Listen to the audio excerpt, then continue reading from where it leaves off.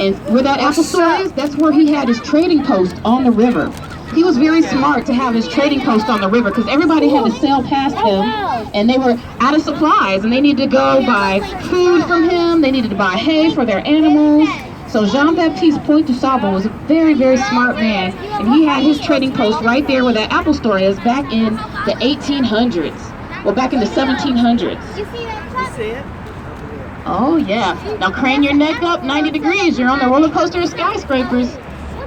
See, if you're walking on the street or if you're riding your bike on the street, you couldn't put your head back and look up because you would run into people, right? So that's why you're on this double decker. It's the roller coaster of skyscrapers. Oh, look, you're over the Chicago River. Yeah, look to your left. You see all those cool buildings. It's like a Grand Canyon of buildings, isn't it? And then to your right, you see the river and where Lake Michigan meets the river. Now coming up here on your right, we're going to see, have you ever seen what Jean-Baptiste Point du Sable looks like? He's going to be on your right. Coming up here, you're going to see a bust. See that over to your right, see that statue?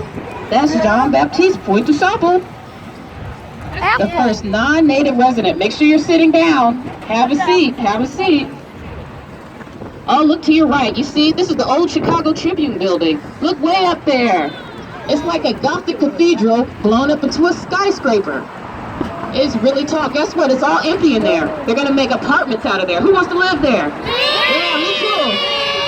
All right, we're going to live there. We got to get some rent together. We got to all put our money together, okay? Okay, we're on the Magnificent Mile. Who's ever been on the Magnificent Mile? All right. Do you know that the Magnificent Mile is one of the top 10 tourist destinations in the world? So people all over the world come right here to North Michigan Avenue to go shopping. Now every November, guess what? You can come here and be part of the Holiday Lights Parade in November. They're going to have a big parade. They're going to decorate the street. They're going to put 1 million lights on one side of the street, and they're going to put 1 million lights on the other side of the street. So there'll be 2 million lights lighting up Michigan Avenue. That's every November. Mickey Mouse is the Grand Marshal of the Holiday Lights Parade. Mickey Mouse is. And you know why Mickey Mouse is the Grand Marshal of the parade? No. Well, yeah, he's one of the best cartoon characters, but Walt Disney, the creator of Disney World, Walt Disney was born here in Chicago. Did you know that?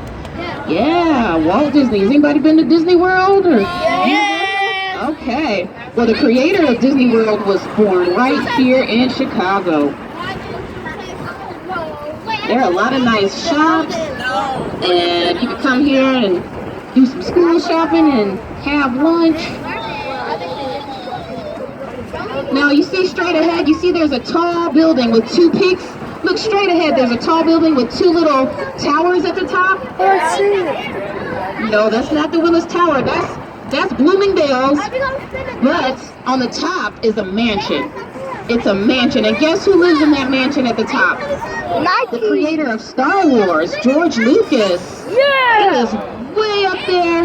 He paid over $18 million to live there. He's the person who's paid the most so far to live in Chicago downtown here. He paid $18 million. It's that building straight ahead, and it's got the two little triangles at the top. That's where George Lucas lived with his wife Melody. She's from Chicago. Yes, he lives there, and he lives in California. He lives wherever he wants to because he is very wealthy from all those Star Wars movies, right? Exactly. Now, look straight ahead. You see this castle tower? You see the castle tower in brick? With the stones? That's the water tower place. Yes. Those buildings were built way back in 1867, and guess what? They survived the Great Chicago Fire of 1871. Did you learn about the Great Chicago Fire of 1871? Okay. That's where I got the jacket from. Oh, wow. Yes, they survived. The water tower places survived because they're made out of Joliet limestone, that stone, and then on the inside is copper. So the fire really didn't hurt these buildings. That's why they were survived. So on the left, you see this tall Yeah, that's a standpipe, and it regulates water pressure across the street to your right. This is the waterworks building.